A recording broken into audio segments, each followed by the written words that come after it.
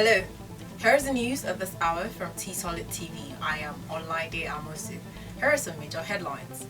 TESCOM recruitment, Oyo set to commence a CBT for 70,000 applicants. Stay at home, federal government tells students with cough and other symptoms. And on the foreign scene, Lebanon foreign minister resigns in protest at crisis management. In exciting motorsports, UEFA reveals a thank you message for key workers in competitions. Now the news in details. Oyo State Government is set to commence computer-based test (CBT) for the 70,000 individuals who applied for the Teaching Service Commission recruitment exercise. This was announced on Monday by the chairman of the commission, Pastor Akiade Alamu, who also stated that about 1,000 non-teaching staff in various schools across the state that have acquired additional qualifications had been converted to teaching staff. He maintained that the details of all 70,000 applicants that had been uploaded, adding that qualified candidates would be contacted through their respective email accounts. He also noted that due to the lack of proper profiling and documentation with the government, Parents Teachers Association (PTA) teachers would be among those that will undergo the CBT. Alamu in his statement said, "We have concluded the uploading of the credentials of the applicants and we will have the CBT for about 70,000 applicants, saying it will spread over a week because of the number of candidates that will take the examinations."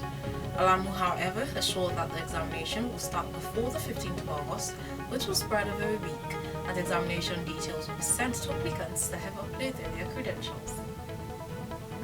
The concerned Islamic rights group has called on the federal government to intervene in the appointment of the 13th Vice Chancellor of the University of Ibadan UI over Professor Idowu Olayinka of promoting ethnicity and religion in the selection of the next Vice Chancellor of the institution. It was reported that the tenure of Olayinka as the Vice Chancellor of the institution will lapse on the 30th of November and a new dean is expected to succeed him immediately. The concerned Islamic rights group, in a statement made available to the public, also alleged that Olayinka is exploiting the e-voting strategy to gain advantage for his preferred candidate, the current Deputy Vice Chancellor administration. The group also stated that majority of the supporters of the outgoing VC in 2015 were Muslims who supported him at the expense of a strong Muslim contender, noting that the ongoing process in UI has been conceived to favor a particular candidate. Islamic Right Group has, however, called on the federal government to intervene as a matter of urgency before cries break out. The Presidential Task Force on COVID-19 has asked students with symptoms of COVID-19 to stay at home as resumption of the Senior Secondary School 3 begins this week nationwide. The Presidential Task Force faulted state governments asking students to produce results of their COVID-19 tests before resumption. He said instead of compulsory tests, which would only be valid for the period the test was conducted, students already showing symptoms of the virus should be asked to stay away. The Task Force National Coordinator, Dr. Sani Aliyu, said these are the PTF press briefing in Abuja. Aliyu said in his statement that preparation for the West African Senior School Certificate Examination, the SS3 students in Ogun and Benue would resume today, while their counterparts in Kano and Ekiti will resume on August 3rd. Meanwhile, parents whose children are in private schools on Sunday protested against the 25,000 naira which their children were asked to pay for the tests.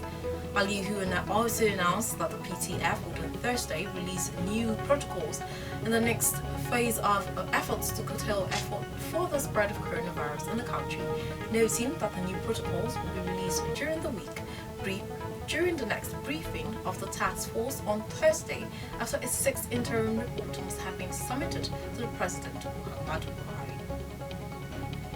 Air Peace on Monday has reportedly sacked over 70 pilots cutting across its fleet types as the negative impact of the COVID-19 pandemic continues to take a huge toll on its operations like other mega carriers in Europe, America, Middle East, Asia, Australia and other parts of Africa. The airline said the decision became painful but rightful in the face of the devastating effects of the COVID-19 pandemic on its operations and financial health.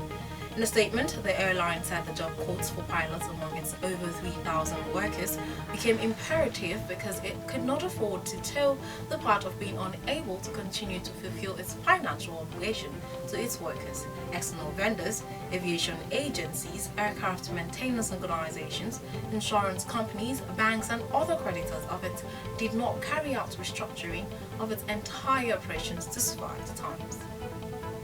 The airline, however, said it realized that it was not immune from the challenges thrown up by the COVID-19 pandemic for the global transport industry, as it had to act fast by protecting existing jobs with the hope of creating new ones in the future.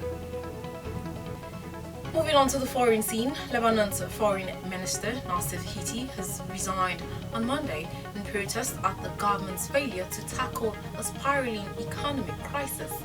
Hiti said in a statement, "I have decided to resign today as foreign minister," charging that the government had shown no will to initiate changes demanded by the International Monetary Fund, IMF, warning that Lebanon risks becoming a failed state. His successor, Chabil Wahbey, a former ambassador and advisor to President Michael Aoun, was named within hours as an unusually swift move for a country where political appointments usually take months.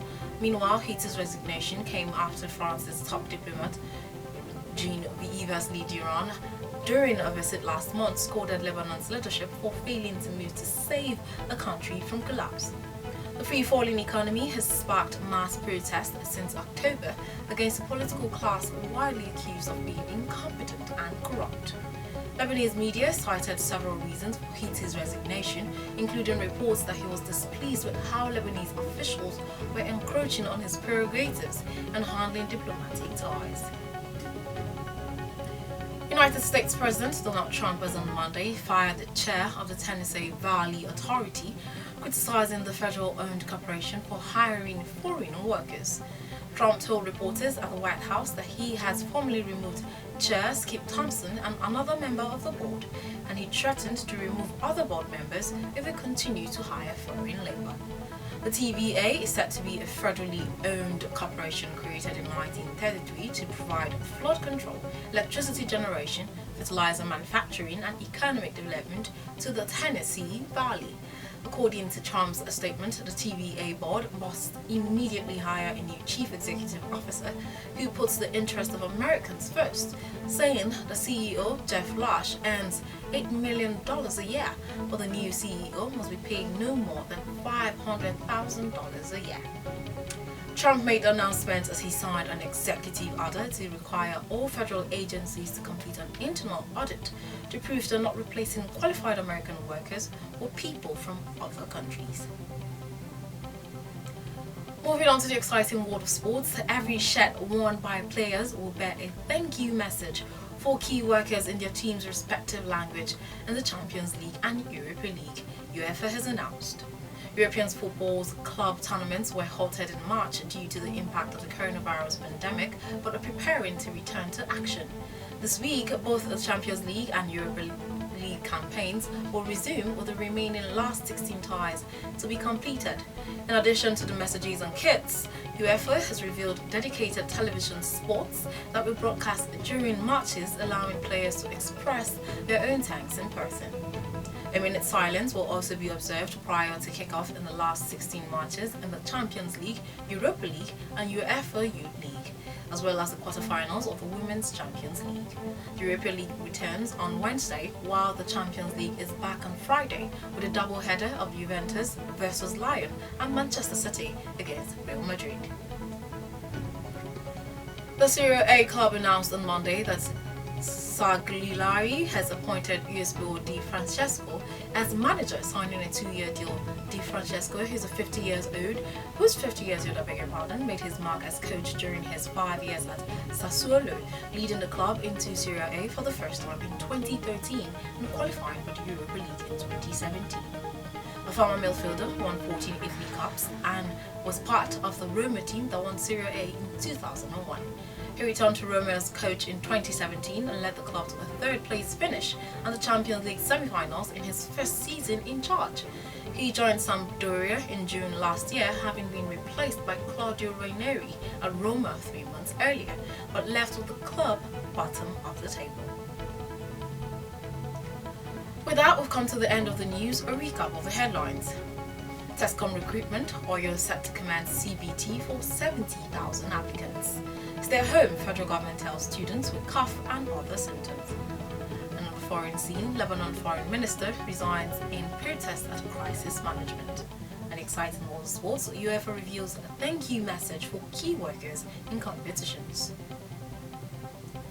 Please do not forget to always adhere to COVID-19 safety measures. The news was compiled by Mubola Badekale. I am Olaide Amase. Good day and thank you for watching.